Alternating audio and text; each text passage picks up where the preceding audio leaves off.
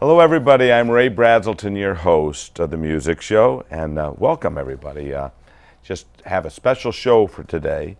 It is a memorial show for Nick Reda, who is our special friend and co-host, brother in Christ, and we want to celebrate and his contributions to the show, and in doing so want to also honor his family, his extended family, his uncles, aunts, and especially his wife, Connie Reda, their 3 children, and all their grandchildren in this show. Nick, of course, was like I said, was a fellow musician in the greater Rochester area. He taught banjo, mandolin, guitar, violin, quite a few other instruments at Braselton's Music with me for about 8.5 years, and contributed a lot to our business and our show here at the music show.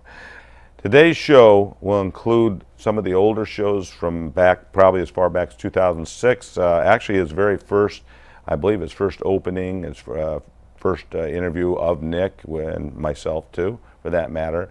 There will be probably a first one of his earlier showcases, and also we're going to be doing a special on location. One of the last on location interviews that he ever did was with John Bernunzio Uptown Music, and in this includes not only, of course, John Bernunzio's history and how he started the business, but also the fantastic, unbelievable guitars and banjos, and how he appraises them, and just a lot of great information from a man of his stature in the area.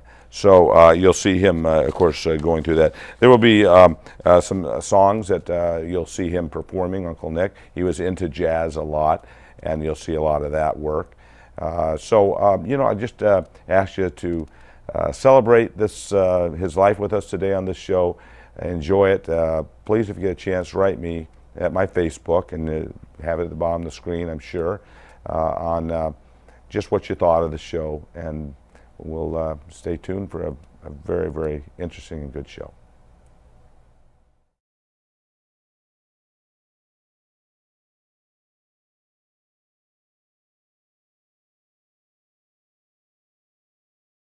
I'd like to introduce to you Mr. Nick Reda. He's one of our teachers at our studio, and he's going to tell you a little bit about his past and his history, and we hope that he'll enjoy himself in this whole process. So, Nick, here you go. Well, I'll tell you, as I remember it, I was born when I was very young. Yes, that's.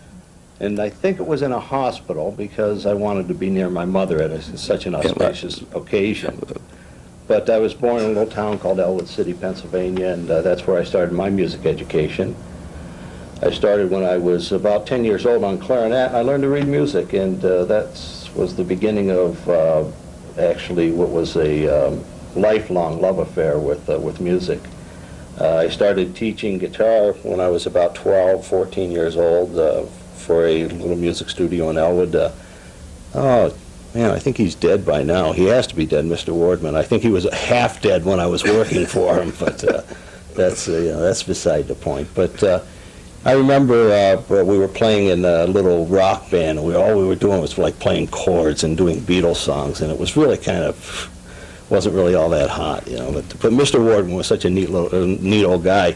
He says, he says, I listened to your what do you call us, a combo, and that was kind of strange for us, back in those days, a combo. So he says, and so I see you have like a good chord structure. Well, yeah, that's all we were playing. We didn't even have a bass guitar, and I don't remember. Yeah, we had a drummer.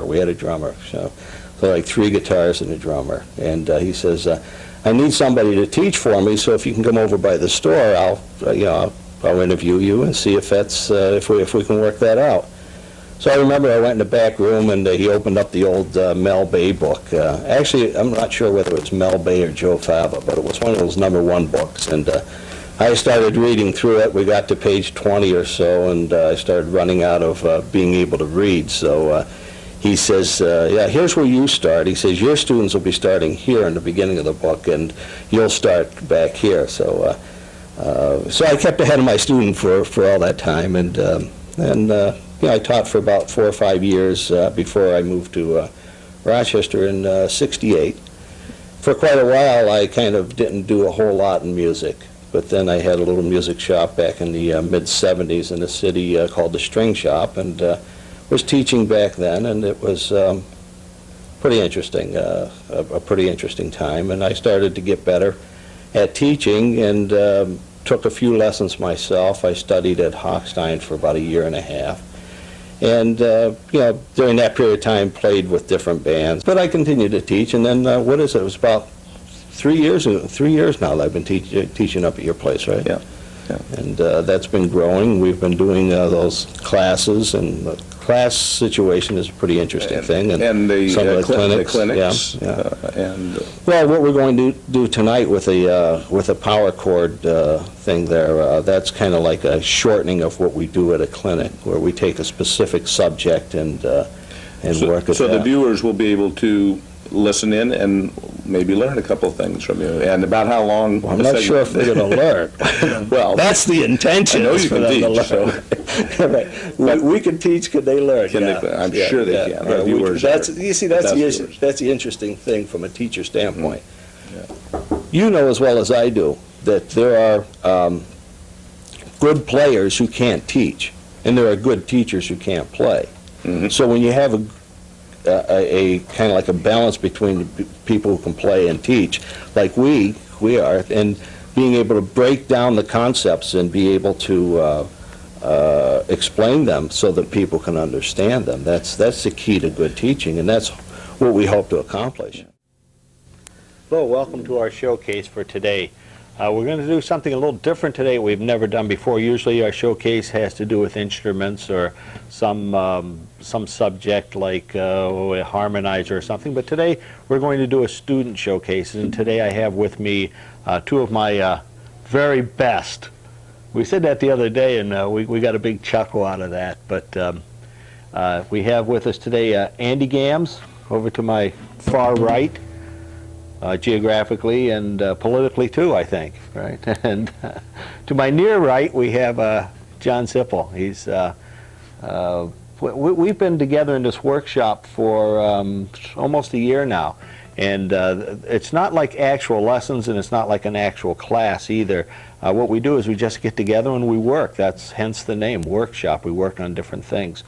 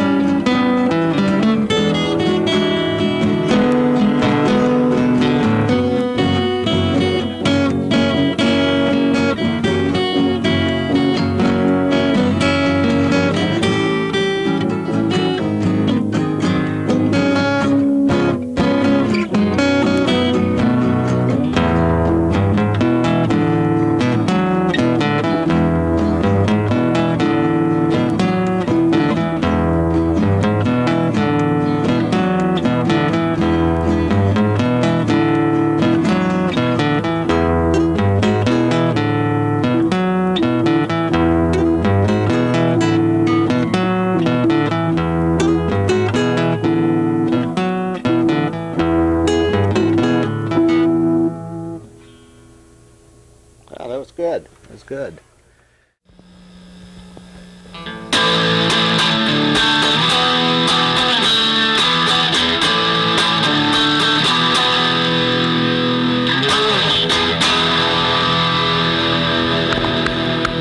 That's pretty neat. Hi, my name's Nick Reda, and I'm here today with Uncle Nick's Corner. The object of this portion of our program is to give you just a little insight into the different ideas that we have as far as music is concerned.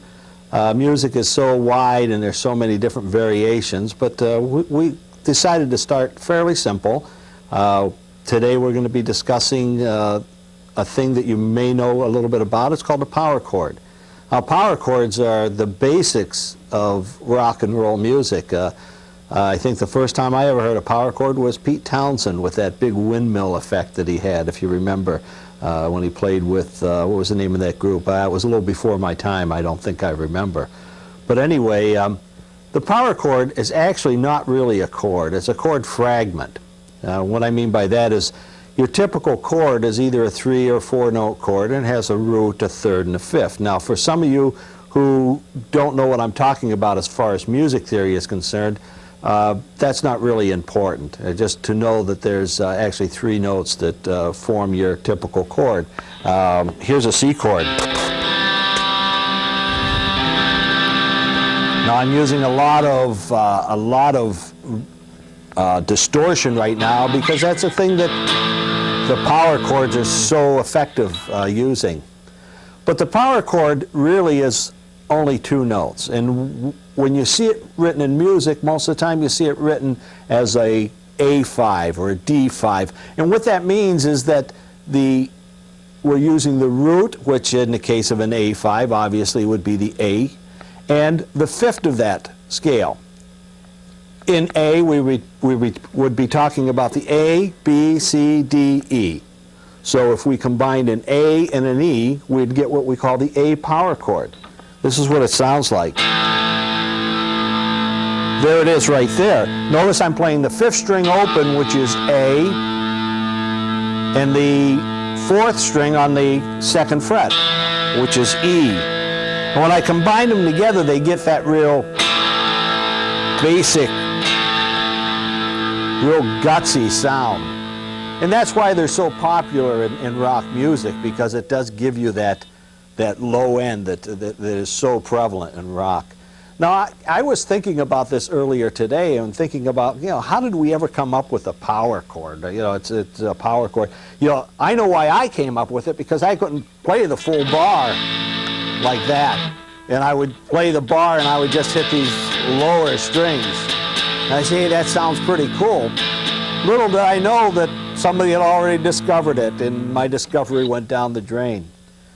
But if we started on the D note, which is the 4th string open, and we went D, E, F, G, A, and we played the 2nd fret on the 3rd string, if we play those together, we have the power chord D, D5, that's what it's usually called. And these two are so useful because a lot of times we're going from an A to a D.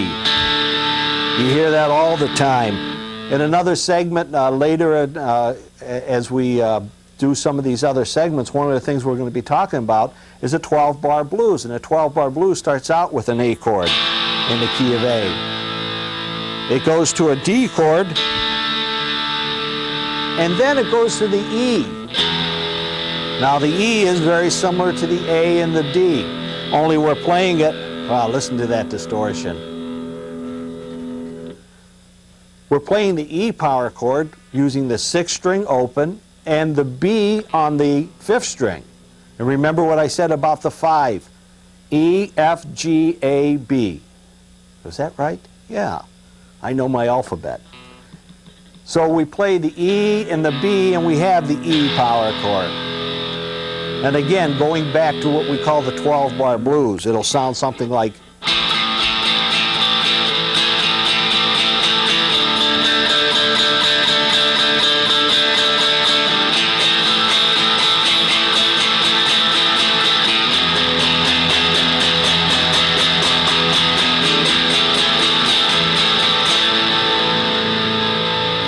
was a 12-bar blues. Now, if we only knew open string bar chord or power chords, we'd be really limited. But there's a way of moving these chords all over the fingerboard. For instance, looking back at that A power chord, if instead of using the first or the second finger on that power chord, I would use the third finger, that leaves my first finger free to move that up the fingerboard. Look at this. That's the same as the A power chord, only I'm up a half step. That's actually an A sharp or a B flat. Listen to the A. Here's the B, flat, up to a B. And I can put that all the way up the fingerboard. B, C, D, E, F, G, A, which is an octave higher than the A we started out with here. We can also do that on the 5th and 6th string, starting with the E. Notice I'm moving my third finger here again, leaving my first finger free to cover the open string, and as I move it up, there's your F. G. On the 5th fret I have A. 7th fret's B. 8th fret is C. I can do that on the 4th string and the 3rd string too. Here's D, E, F, G. Right now, with that amount of information, you could play all kinds of power chords. You can play all kinds of songs. Listen. Everybody knows Wild Thing, right?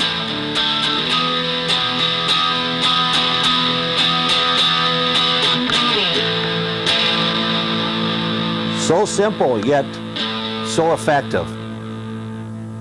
I'd like to thank you for tuning in to this week's program of Uncle Nick's Corner.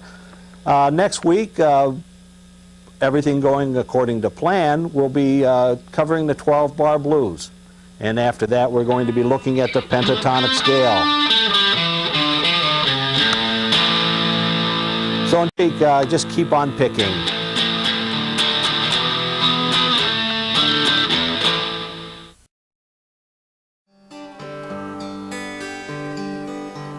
Welcome everybody to the music show, and we have for you, of course, myself, Ray Braselton, And I'm Nick Reda, co-host of the music show. and we're glad to have you join us. We have a special person today with us. His name is John Bernunzio, and he owns Bernunzio Uptown Music. And John is going to, we're going to feature John a lot, and we're going to feature some of the unbelievable guitars he has. This is in Rochester, New York, and East Avenue, am I right? East Avenue, right near the Eastman School of Music, 1 block away. Very, Beautiful downtown Rochester. Beautiful downtown Rochester. very beautiful showroom. We'll get some pictures for you to see with the showroom and everything. And but Nick, I'm going to turn a lot of this. You and John kind of known each other for quite a while. I don't know how you met for sure, but you had your business. Probably on the street somewhere. On the street somewhere. As all musicians. Hey, you got any old guitars, buddy? Well, you had your own shop, the string Yeah, shop, right? right. I think that's the first time, because I think I started that somewhere in '76. Yeah, Shortly after that, you were starting about the same time, weren't right you? around the same time, just following the quest, trying to find the right guitar. There were a lot of people doing that in those days. They were probably dotting the whole city. You had to know the place to find when the swap sheet first came out. It was worldwide news. Right. And then you had to dig in and see where you could find an old Les Paul, an old bass, a D'Angelico, and Right. L5, an old banjo. Right. Yeah. You did a lot of banjo. I sold a lot of banjos. That was my specialty. Yeah. As we're taping at the store, we're going to have once in a while customers We're doing this walking live, in. right? Hopefully we'll have a few customers walking in. You got to pay the light bill, right? So, John, you want to tell us a little bit about just the beginnings and how you got started and the changes that you've went through? Well, I started this business actually in 1970, I think 76 or 77, when I started a little bit earlier, the hunt for old instruments in about 1972, because I got a banjo from a local store. I traded my parents' the trumpet my parents had bought me when I was a kid that I paid $300 for, and another $50, and I got probably the worst banjo in the world. It just didn't sound like a banjo, and I wanted to know why it didn't sound so good, and I went on a quest to find something that sounded good, and I found out the older ones sounded better than the new ones, and the new ones were junk, and the old ones are good, and then somebody lent me a mandolin, and I played an old Gibson mandolin for the first time, and you'd strum on it, and you'd put it down, you'd come back a half hour later, and it's still resonating. Still resonating. Why are these old things so good? So I came on a quest to find old instruments, and I went wherever I had. I took banjo lessons from a teacher in town who didn't have a car, and he was after a certain sound. He would call up Mike Seeger and say, "Mike, can you play this with me over the phone?" And, yeah, that's the banjo I want. And we would drive around to different stores. We'd go or to makers or builders to try to find old instruments. So that was my first quest. And then after that, I was living in Canandaigua, and I just had a bunch of instruments sitting around the house, and I bought this old house, and it needed a lot of work, and it needed a new roof, and I decided to put a little list of instruments for sale, and I sold everything. The best things always sold first. And I decided then that I was probably not going to be a collector, but a dealer. And I never became a great player because I never practiced as much as I should have. But I decided I would be. I decided that I would be a dealer, and I decided to put out a list, and I put a mailing list out. It was one of the early lists. This is from 1981. We would send out a little list like this. We had customers. We took the names of customers out of the backs of old magazines, and like Pickin' magazine and stuff. And this was our inventory list that we would send out to people. We did this mail order thing for quite a while. I was teaching school at the time, teaching special education in Greece, central schools, and. But I'd come home from school, and then my wife, Julie, would give me this list of people. I'll call this one and call that one. She was packing and shipping, and I was on the phone. I had no time for anything else. And eventually, in the late 80s, we had a daughter, and I took a paternity leave from school. And I said, what we do is we banked the salary for about 6 months. We said, let's see if we can live just on the business, and we did. And so when she was born, I took a paternity leave. I took a year and a half off. I went back to school for a short stint after that, about a year and a half, but my heart wasn't in it any longer. I mean, I liked teaching, but 20 years was enough, as Bob Dylan says, 20 years of schooling. Yeah. They put you on the day shift. Put you on the day shift, right. That's right. So then we struck out on our own, just doing the business. We were in Penfield, and things were very, very good because there was a new thing coming along. That was the internet. Right. And we got a website around 94. It was a very staticky website and had a little guy playing a ukulele on it, Right. and but it was a presence on the web. And in 1996, 15 years ago, we bought one of the mansions on East Avenue. It came up for sale. And this is East Avenue, Rochester, New York, Yeah. in case we're wondering where we are. Right. In Rochester. And we opened the paper and said, we were looking, we were outgrowing the house in Penfield, we were outgrowing the space.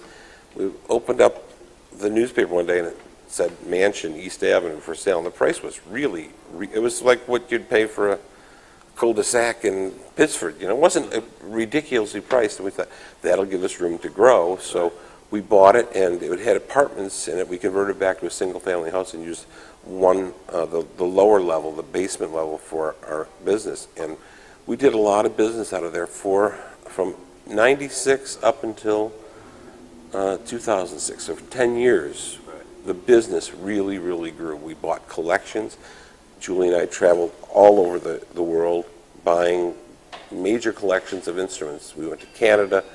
We had collections in Europe that we bought. And we had some notoriety in terms of what we were doing, mainly with a mailing list and then solely the internet. When the internet really started to become something that people could use on an easy basis, we we put out our last mailing list. We told the kids, this is the last free pizza, the last time we're going to staple and stamp all these things. We're out of it. Because the mailing list was costing us about $3,500 each time we did it, 6 times a year. So for that money, we could put it into our website. We developed a website. Well, we moved there in 96, so it was probably around, by 1999 was probably our last mailing list, or 2000, maybe 2000. We said goodbye to the new and hello to the new century and goodbye to the old. Right. And we just started doing it on the web. And our website started getting hits. We had a tour of the house. It was always very family-oriented. Yeah. Pictures of the kids, then we had another daughter, 97, my daughter Grace. I got a picture of her with 4 incredible Gibson guitars that came in, things from the 30s, and they grew up around this stuff. Sure. Then in 2006, this space came up for sale, and the house was just getting too crowded, too many things. People, it was by appointment, and I remember being there one you time. came there one time, yeah. And you were was there crowded. selling an old J45, the basement, and we decided to move out of the basement and become public. Because people in the town had known about us, but nobody had really been, unless they had been to the house, never saw what we had. If they visited the website, they might have known a bit, but we decided that this was a thing we wanted to do, to open up a store. And I must say, it is, as I was telling you earlier, it is really nice. A lot of glass windows right here in town, and very, very nice. We'll pan We'll do it. the Yeah. place for you. So you get that. And also the market was changing. I felt, there was not a lot of vintage stuff to buy. It was drying up a little bit. And some new guitars are being made today that are incredibly good. So we started carrying some new guitars. One of those new guitars that you've been carrying is called the Eastman. And Yeah, that's kind of a story into itself. I never bought guitars that were made overseas. I just had this thing. I sell American guitars, and that was it. And a friend of mine told me, he said, well, you got to try these Eastman mandolins. I said, no, I don't want it. It's junk. I don't want it. He said, I'll send you one. He sends me one from California. He said, this thing is really good. Why? He said, well, these people are violin makers. They're a little factory. They're a little this. And so it's Eastman guitars. And then I saw their jazz guitars. They're really good. There's Eastman School of Music over here. It's like something's knocking on my head saying, this is karma. You should open this store because you have Eastman guitars, you have Eastman School. Even though there's no relation. There's between no the relation at Eastman- all. I just tell people that people who can't pass their final exams have to go in the basement and make guitars. But, yeah, so that was one of the things that prompted us. But also, I think just You the were spirit still over at the house Yeah. when you started. when we started it. But I think we're itchy people. We got to keep doing different things, Right. So I said, I just want to try something different. And so we opened a small store. We bought the small space here. And my wife was still working back at the house. We had a phone that was, would ring in both places. And we had the repair employees in guys. both places. Yeah, the guys that had to pack. We'd sell something here, we'd pack it. So we decided, to heck with it, let's go for broke. And we opened up the rest of the store and the showroom and the repair shop. Yeah, that's when And, you brought the repair and the. yeah, we still buy old stuff and we still sell a lot of stuff on the internet. Right. Probably 60% of our sales is still being shipped out, because, and part of that is a skew because it's the higher dollar things that might be shipped out. Now, you do ship out all over the world, actually, don't We you? have sold guitars as far away as South Africa. I sent a banjo not too long ago to Kyrgyzstan. There's one banjo player in Kyrgyzstan that we know of. Maybe the only. I traded a rug. I got a rug from him back in trade. Yeah, we sent banjos to Moscow. We sold ukuleles to people in Thailand. I can't think of a place, nothing in Antarctica yet, but South America we're working on.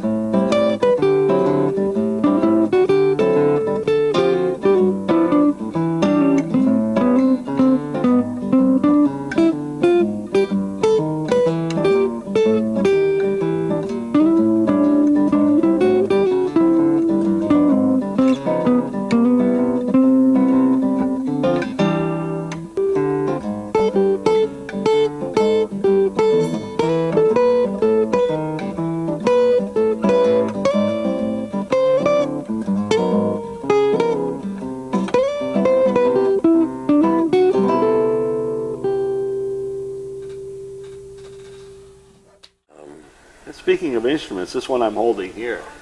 What do you think about this, John? Nice little instrument. Vintage Guitar Magazine, which is one of the authorities on old guitars, recently had a survey of the top most valuable and most desirable guitars in the world. And the number one guitar that came up on everyone's list was the pre-World War II Martin D45. There was 91 of them made originally, maybe 60 left. Most are in the hands of private collectors. This is one of the original pre-war Martin D45s, made of old-growth Brazilian rosewood spruce top. This is the guitar this is the same model guitar you get that, John? as Stephen Stills bought back in the late 70s, and we all laughed because this young rock star paid $8,000 for a guitar, and we all laughed.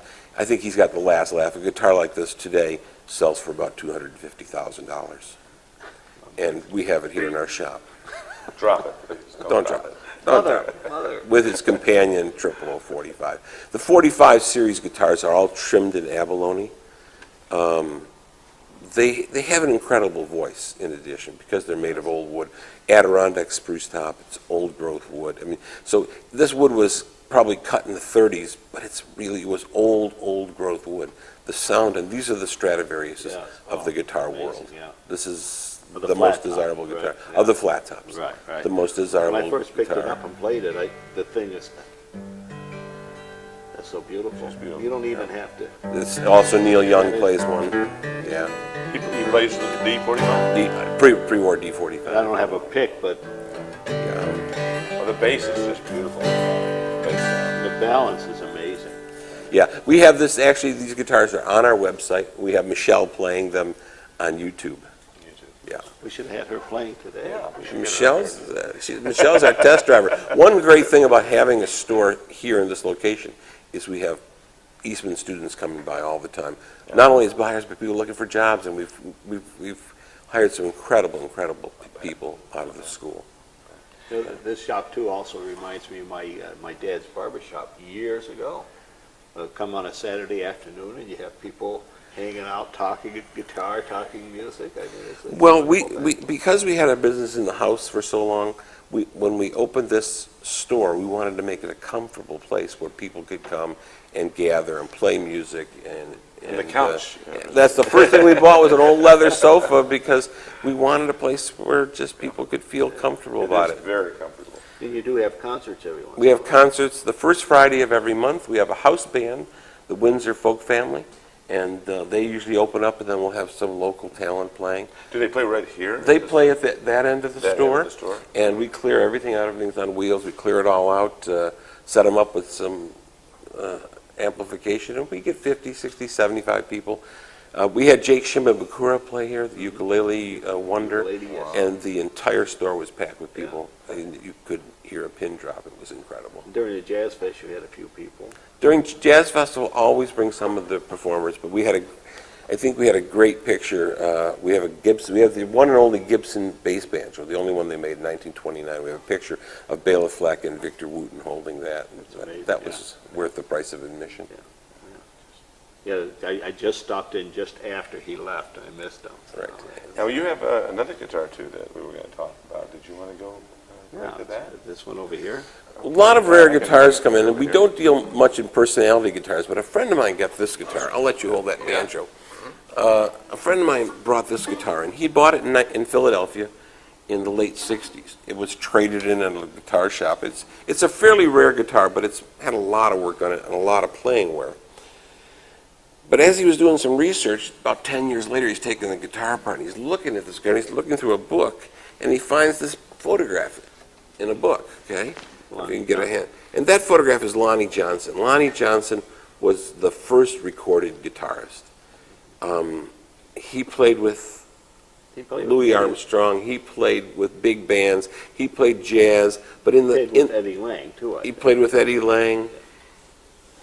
But he became known as a blues guy, and when his career when he sort of resurfaced, like Son House resurfaced, a lot of the old bluesmen in the 60s, all we can figure is he must have gone to the local guitar shop because he was going to go on tour again and get a new guitar because this one had a lot of wear. So how do we know it was Lonnie Johnson's guitar? Well, Lonnie picked his finger here. There's all this wear, identical to the wear in the picture. or where he's got his fingers. There's also a pickup here. There's the 2 holes to the pickup. Lonnie had a bunch of cheap jewelry in the peg head. There's 3 pieces there. There's 1 piece left. One's in the case. 1 got lost. So my friend said, I think I have Lonnie Johnson's guitar. Sure enough, we sort of verified it, and Rock and Roll Hall of Fame called us and they said they were interested, but who knows whether they will. But this guitar is, you know, being his guitar ups the value of it, but just alone, this is a J100 from 1939. Those guitars regularly trade in the $25,000, $30,000 range.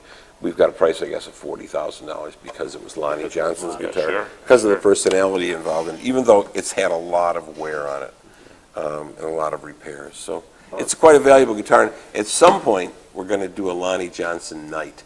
I'm going to have all the bluesmen in town play this guitar, and we're going to record that. Yeah, tell me about that, Nick, when you hear about it. I'll go with you.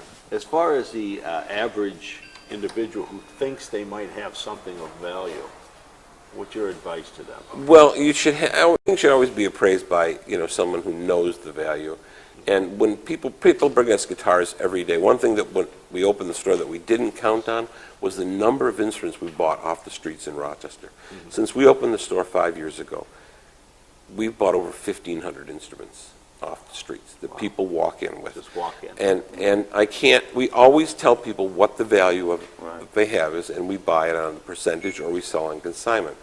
And charge a percentage for that. But I had a guy walk in with 2 banjos. He came in from Buffalo, and he said, I just want to find out what these are. I'm going to give them to my kids to play. I said, well, you better not give this one to your kids to play. I said, why? I said, that banjo's worth $28,000. He sat down. He started to cry. I said, well, it was my father's banjo. I said, well, you better hang on to it. And you better treat it right. So, Antiques Roadshow. I tell the people what things are worth. And, Antiques Roadshow is its own little thing. When that first started, I'll tell you, if I got time, I'll tell you a little story about Antiques Roadshow. When it first came out, and I was still doing business out of the house, and one of my aunts, my great Aunt Betty, called me. She goes, Johnny, don't sell anything. You don't know what it's worth. I just saw this new show, Antiques Roadshow, and they have a banjo on there. It's $12,000. So that was on a Wednesday. They repeat the show on Saturday. I look, it's Carrie Keene. I know Carrie. Carrie, that banjo's worth $600. It's plastic. He thought it was pearl. He missed. That happens all the time. But I do that stuff, and I know what the things are worth. Right. And sometimes if I don't know what they're worth, I put the value on it. Because there are many things that come in, and somebody says, well, I don't know what it's worth. Nobody knows. And nobody has had one. Right. So, for example, a guy sold me a banjo in the 80s. We were at the house in Penfield in the 90s. He said this was Irving Berlin's banjo. I said, well, how can you prove it? He said, well, I got it from his family. Well, he sends me a postcard of the banjo. It's beautiful. There's no Irving Berlin, but it's the best Fairbanks banjo ever made. Fairbanks was a company in Boston that made highly decorated banjos. It comes in, it is absolutely stunning. So I had to put a value on it. This is a time when D45s were trading for about $100,000. I said, and I had a Japanese collector who really wanted the banjo. He said, what do you want for it? And I sent him a fax at the time of the inlay of the fingerboard. It's coming in. I could hear him on the line, and he's looking. It's this beautiful pearl inlay. It's all engraved. He said, how much you want for the banjo? I said, I want $75,000. You paid that for guitars. He said, well, this is no guitar. I'll give you $50,000. That's it. I said, okay. I got the banjo. Julie and I flew to Los Angeles, delivered the banjo to his office, took the check, rented a red convertible, drove all the way up the coast, all the way up to San Francisco. But more importantly, we stopped at every guitar store that we saw and bought stuff. We bought old guitars. So we're constantly putting the money back in the business. Are you saying that we could be establishing a Bernunzio book instead of a blue book or something like that? Well, there are certain things that people don't know the value, and I tell them because they're so rare. I mean, we have guitars here that you can look up on and see what other people have asked. Mostly when I appraise things, I look and see what I've sold them for in the past. Yeah. We have a nice ES 140 there that you showed me. I said, well, I've had 5 of those in the past, and that's what they've traded for. But there are some things that are just so rare and so different that they go for a lot more. Right. And sometimes I, as a dealer, have to put what I think would be a fair price, not a ridiculous price. as we were discussing what we were going to discuss, as we're discussing what we're discussing now, you mentioned about sometimes a vintage instrument might not be the optimum sounding instrument. Very true. There are some great instruments being made today. There's some modern makers. We carry Santa Cruz guitars. Martin is making some fine instruments. A vintage instrument has a different lure. Part of the lure is that it takes you back to another time. And really, that was told to me by one of my good customers, G.E. Smith, who used to do the thing on Saturday Night Live. Saturday Night Live, G.E. Smith was a big collector. He said, John, I was at a library and I was listening to some old wax recordings of mandolins. He goes, it brings you back to a different time. And so I started thinking it's the way, just like an old car. You know, I had an old, if I had an old 57 Chevy, it's not about the ride. Right. It's where it brings you. And a 1941 Martin, still an outstanding guitar for sound, but it also has a warmth that just can't be duplicated in a modern guitar. Did we want to take a was gonna quick look say, at the banjo over there? Yeah, we'll go to the And then, banjo, and then we got a couple more that we can look at. Banjos are our How about you? expertise, okay? And when I was young, that's part of how I got in the lure of the business. I wanted to get an old banjo because I had a new one, and it sounded like a cigar box. It just sounded horrible. So we found that old ones sounded better. Now I'm going to trick y'all, because this banjo, which looks just like a old Fairbanks banjo from 1912, and I brought this to a big major collectors meet, and they looked at it and they said, E.C. Fairbanks, original plate, but it's the cleanest Fairbanks banjo I've ever seen. It's the cleanest white lady. These generally trade about $5,000 to $6,000. This is a forgery. I had this made in China by the Eastman Company, and we just are now coming out with a line of them. It's an exact duplicate. Now, of course, on the ones that come out of China, we have a plate that says made by Eastman Strings, Beijing, China, rather than A.C. Fairbanks. Right. So we have made a copy of these. We're starting to produce them for, of course, a fraction of the cost, and they sound really, really good. We have major players endorsing them. It's amazing what you're getting. There are some good instruments you're getting out of China, too. We went to the factory in Beijing. Eastman Company brought us. We brought our two daughters, my wife and myself, and it was like going back in time to the Gibson factory in 1920s. You know, a well-lit, we wanted to make sure we weren't buying stuff out of a sweatshop at some kind of, and this Eastman is its own company. It's not owned by an American company. They are very proud of what they produce. They're very careful about producing. They work with their dealers. But these people were making things by hand. I mean, they were not complete luthiers. They have a few luthiers who just do like custom work, but you had people making necks, people making bodies, people making tops. And they have a big board there, okay? And the board, I said, what's that board over there? And it's like a big checklist. And everybody's name was on it. And you make something, and when you make a neck, if it goes to the next station, if it doesn't fit, you don't get paid for it. You only get paid for what you do right. It has to be right or you don't get paid. It's a very strong work ethic. And people are paid well for what they do. And they can work between 4 and 12 hours a day, depending on how much money they want. And and vacation time, they have health benefits, they have profit sharing. Did you say this company is not an American company? It's not owned. What the history of Eastman Company is. The prime owner was a teacher in the University of Beijing. He sent his son to America to learn to play the flute. And while his son was there, he said, Dad, when we used to live in the country, there's people who made violins. Maybe we could get some of those violins and I could sell them here because I'm not making ends meet. So his father sent him 12 violins. He sold them right away made by this little group of people who were making violins. And then he sent him 12 more, and pretty soon the father quit his job at university, loaded up the van, sent a container over, and they were selling violins all around America.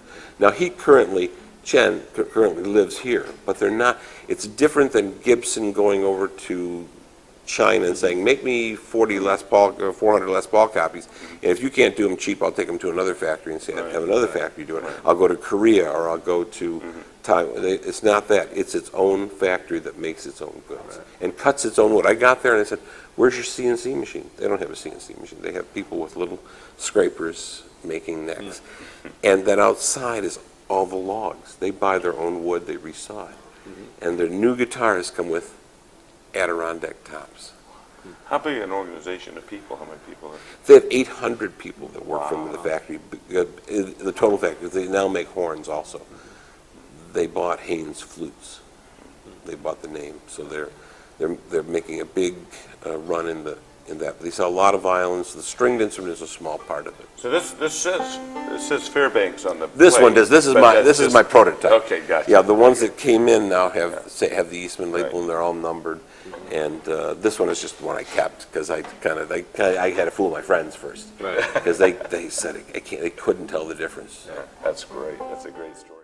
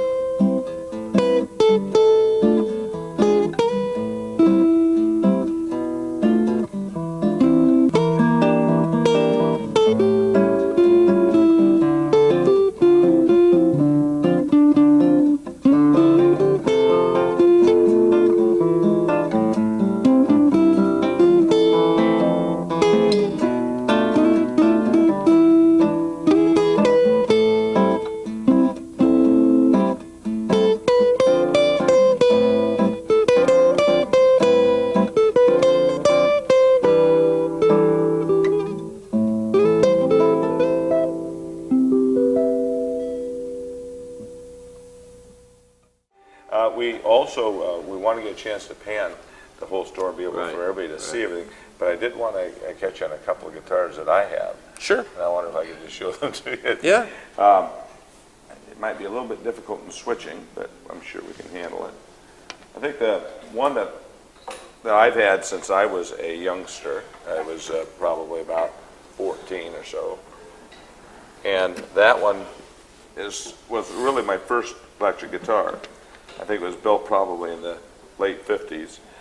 And I know I had you look at it a little bit. It's a 3/4 size electric, what you call that, hollow body, thin? It's a hollow body. Gibson used the designation ES, which stands for Electric Electric. Spanish. Electric Spanish. So it's a Spanish-style guitar as opposed to a guitar to be played on the lap. It's played as a Spanish guitar. It's electric. It has a P90 pickup. As soon as you walked in, I looked at it and said, well, this is an ES 140. Well, how do you know? Because it had 6 or 7 of them, and they've sold over the years. It's an ES 140, so it's an electric Spanish. 140 was probably the price. Oh, no kidding. Yeah, the price new. You know, because they did that very often. The 175 was $175. Yeah. You know, when they came out with the Super 400 in 1939, it was $400. Wow. Okay, so that was a common, you know, the L50 was $50. So this wasn't a cheap guitar. It was nice. It was 3/4. It was for a student or a smaller person. So it's an ES 140 T, thin, because it's a thin guitar, and C, cutaway. So you've had a few of them, but I don't run into these. I don't think I've ever seen another one of these, but you've had 5 or 6? I've had so? 5 or 6. I have a database of almost 20,000 instruments that we've sold over the years. But I can look at it. But you sell all over the world, so it's not like you may have 5 or 6 of these in all of Rochester. You No. probably don't. No. In fact, I'll bet you this is one of the very few still here in Rochester. That's right. I may have bought one from somebody. It's not uncommon for us to buy something from someone in California and sell it to someone in Germany. Right. I just bought an old Hawaiian guitar made in California, a Weisenborn. I bought it from a friend in California, turned it up and said, what will you pay me for this? I bought it, and it sat here for about 2 weeks. We filmed it and put it on our website and YouTube, and somebody in Germany bought it. And So I'm it very really happy. is somewhat unique. You're not going to find these, because I've never seen another one like this. It would be It's fairly unique Yeah. guitar. It's a low serial number, low production. Mhm. and this is can be played acoustically or electric because of the hollow. Well, It's more not, electric, it's more electric yeah. because it's a Yeah. ply top guitar. Right. But it has a charm from a different era. This is a guitar from the late 50s, and this guitar is based more on its charm and its incredible condition. The condition is really good. The condition on this one Is really excellent. Yeah. I think we covered a lot of things today. In Sure fact, did. this session here probably will put in a Yeah, couple that- different programs. Part 1, Part 2. Well, it's always fun. Part 3. Well, we still need to take a look around the store.